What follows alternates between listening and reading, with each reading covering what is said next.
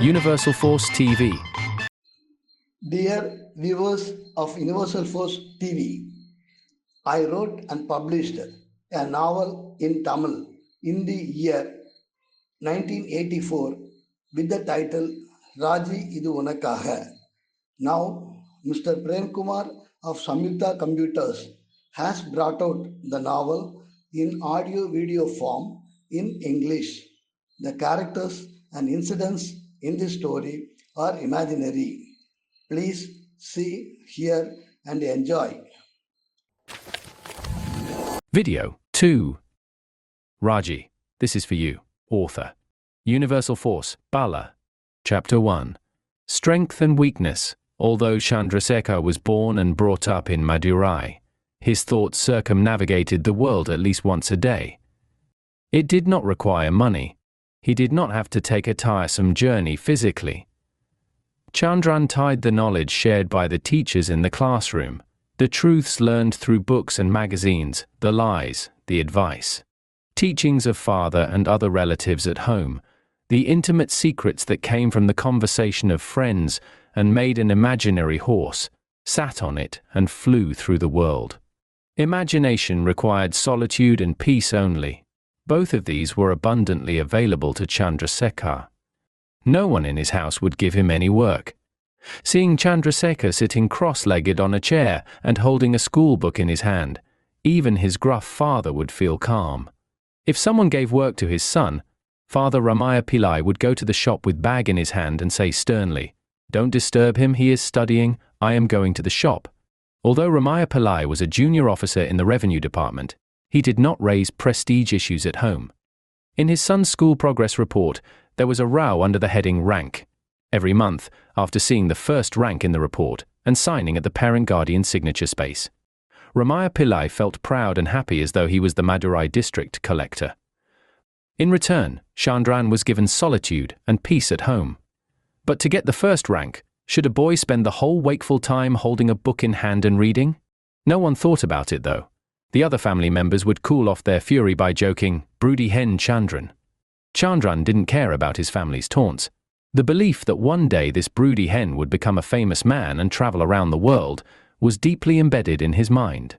To find an answer to the question of how to become a world-famous man, he turned over and over the thoughts in his mind. He pretended to read books for years while riding an imaginary horse and discovered the truth. He needed a weapon to achieve his goal. The weapon must be inseparable from himself.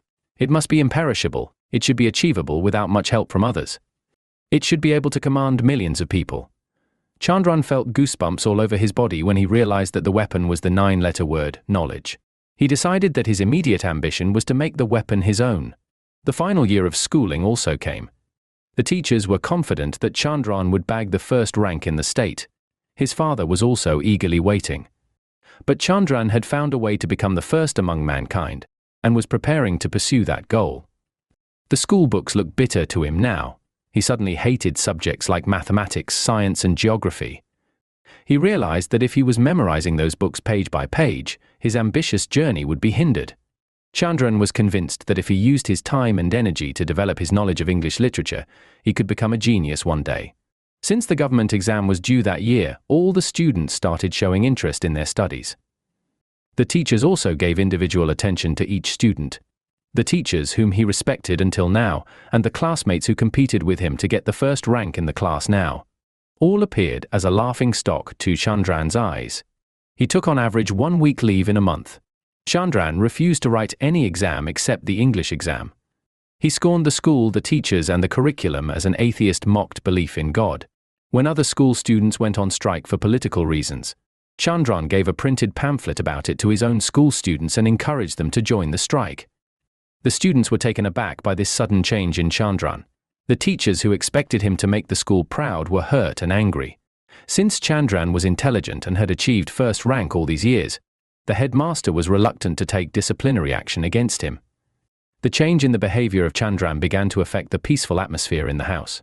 Ramaya Pillai was disappointed and disgusted when Chandran frequently missed school, neglected to write exams, gave up reading school books and started reading English literature books.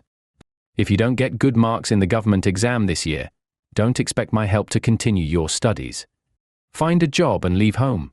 If you want to live in a fantasy world, I will not allow it. I am ready to lose you," said Ramaya Pillai with tears in his eyes. But there was clarity and conviction in Ramaya Pillai's words. Chandran's heart sank when he heard that his father, who had treated him with honor for so many years, was ready to lose him. His father, who did not understand his ideas and ambitions, suddenly appeared to Chandran as an unrelated person. Is a cat born to a tiger? He had more willpower than his father. Even if you wish, I will not stay in this house for more than 6 months. Don't worry, Chandran spoke in reply. Where from Chandran, who lived as a broody hen for 16 years in the house, got courage to speak like this? What plan does he have in mind? He was not even old enough to apply for a government job. Everyone at home was confused and upset. Father and son almost cut down on face-to-face communication. Chandran rejected with a firm mind the advice given by relatives and friends of Ramaya Pillai. Their respect for him began to diminish. Chandra was not ready to change himself when he realized that if he did not respect his father, he would not be respected in this crowd. Instead, he decided to change the crowd around him. After the government exam, Chandran went to his grandfather's house with his books and clothes. Grandfather Muthaiya Pillai was earning more than 1,000 rupees a month doing business, so he had no difficulty in supporting his grandson Chandran. 70-year-old Muthaiya Pillai and his wife Parvati Amal, who was living with him, now had a reason to live. Both of them immediately decided not to dishearten Chandran but help him to complete his studies. Ramaya came to his father's house and shouted loudly, "That rascal says he will not respect me because of your help. The sin of separating a father and son like this will not leave you. He is going to throw you away one day like he threw me away. Only then will you come to your senses. You will die a miserable death for your sin."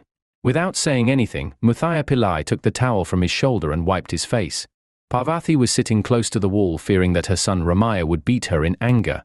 In the bedroom, in the light of the window, Chandran was reading Thomas Hardy's mind-blowing novel, The Return of the Native, with his legs crossed and unconcerned about anything in a wire-braided chair. Ramaya Pillai went back to his home like a wounded tiger. Despite all the difficulties in this new life, Chandran had complete freedom. He studied at American college for 6 years and got his MA degree. Once a year when his father was away, Chandran went to his house and spent time with his mother, brother and sisters, and then returned to his grandfather's house the next morning. Even after completing his studies, Chandran did not have the idea of going to work and earning money like other youths. Chandran read many more books and aspired to become a famous writer like Bernard Shaw and Dr. Johnson. But the words which his grandfather and grandmother spoke after the MA exam shook him for the second time in his life. "Don't be upset at what we say, Chandra. How many days are you going to be reading books like this?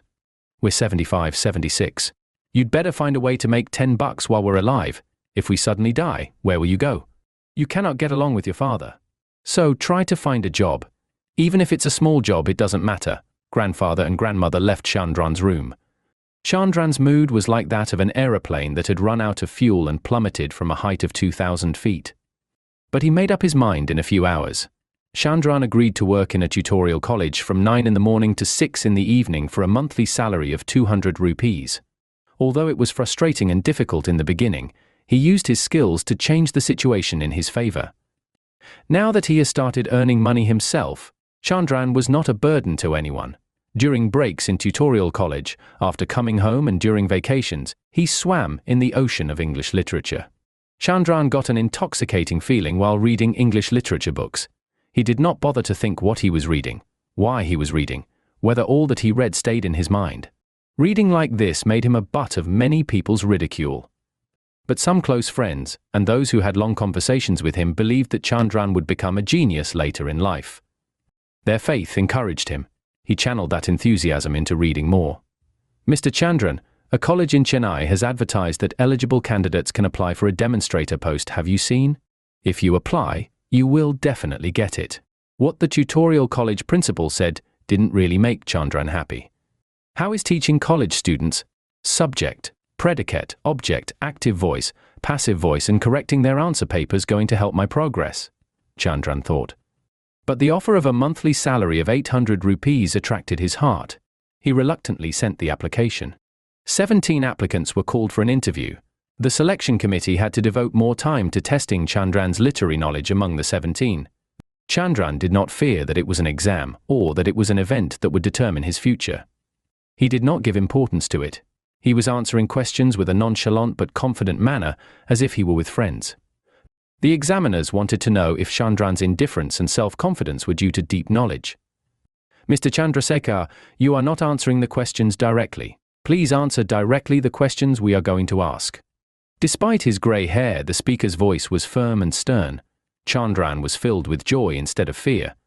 He said to himself, "It doesn't matter if I don't pass the exam. To confound those who test my mettle is enough." Chandran had appeared for the exam with the intention of making it clear that he did not think of the examiners as great geniuses. Chandran had won half the game. He agreed to change his answering style. "Okay, I'll answer directly and briefly. Who is your favorite author in English literature?" "Shakespeare, without any doubt." "Give us just one reason why Shakespeare was a great writer." "Shakespeare captures various aspects of human life, in his plays, in an unparalleled way." "Can you tell us which of those features appeals to you the most?" "Love." Chandran replied without any change in his expression. The examiners continued with the question, hiding their grimaces. "Which play best portrays the love aspect?" "A Midsummer Night's Dream." "What truth about love does the playwright establish in the play?" "For men, the feeling of love is constant. But the woman in love can change." Even now, Chandran answered quietly but firmly and unblinkingly looked at the face of the examiner in the middle, ready for the next question. Chandran's boldly candid answer left the examiners shocked, surprised, and also a little angry. They could not hide those feelings without showing them on their faces. Chandran thought about their position in his mind and enjoyed it.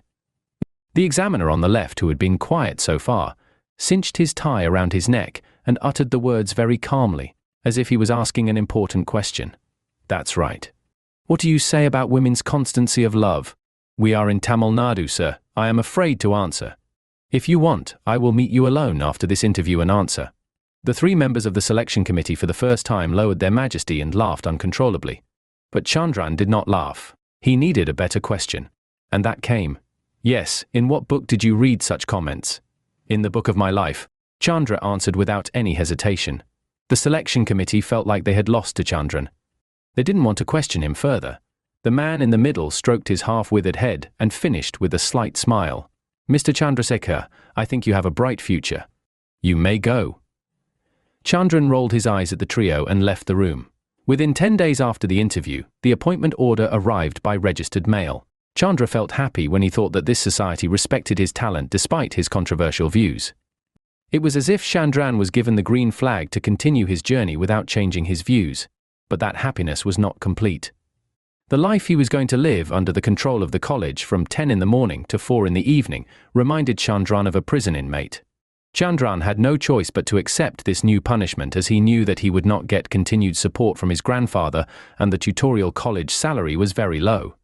No matter how much his grandfather and grandmother insisted, Chandran left for Chennai without saying goodbye to his father. Chandran's intelligence and hard work gave him the adornment. Thinking deeply, making a decision, sticking to that decision with a firm grip and moving forward seemed to be aspects that made Chandran strong in the eyes of society. Society admired the young man who was not yet 23 years of age. It also gave him a gift. However, society does not allow the individual to grow to greatness easily. This may be due to the fear that if he grows up, he will enslave the society. When Chandra wanted to develop his knowledge beyond measure after putting many obstacles and failing to stop him, society had no other choice but to allow him to go his way. Chandra also made his way without causing much trouble to society. Just as Chandra was addicted to his natural urge to develop his knowledge in an unparalleled way, he was also a victim of another natural urge. That feeling was his love for many women, the lust in his heart that he could not express for some women. Chandra could not understand the logic of a society which praised a young man who read hundreds of books, and ostracized him if the same young man was romantically involved with hundreds of women. At a very young age, Chandran understood that a great struggle lay ahead of him with this human society, which considered it abhorrent for a man to have intercourse with many women. Chandran was not ready to change his views just because society said it was wrong. Controlling his love and lust for women was like choking his windpipe. On some occasions, Chandran ran into difficulties when he expressed his feelings of love uncontrollably. Those who gave him such trouble were proud to think that they had humiliated and subjugated Chandran. They were satisfied. Chandra realized that there was no clarity of thought behind the actions of those who insulted him, and he laughed at their ignorance. He did not waste his time and energy trying to avenge them. Chandran did not engage himself in explaining the truths of life to his critics, since it would only cause more difficulties for him. But without any sign of humiliation, he walked with his head held high and his face smiling. This confused others. Chandran's grandfather and grandmother came to know about some of his activities, involving women when he was in college, defying social norms. Although they did not directly ask him about them, they indirectly showed their distaste. Chandran realized that no matter how much his grandfather and grandmother loved him, they were also part of society. And when society hated him, they too would hate him. However, he was not prepared to compromise his independent views and their natural development. It was Chandran's unshakable belief that a man's love and lust for any woman was natural, just, and innocent. It was the unanimous decision of society that such attachment of a man to women other than his wife was unjust, a crime to be punished and a weakness to be prevented from growing. Planning how to develop his strength fast, and how to justify his weakness bit by bit, Chandran arrived in Chennai to accept a college job. Friends, we shall meet again next Friday at 8 p.m. Bye.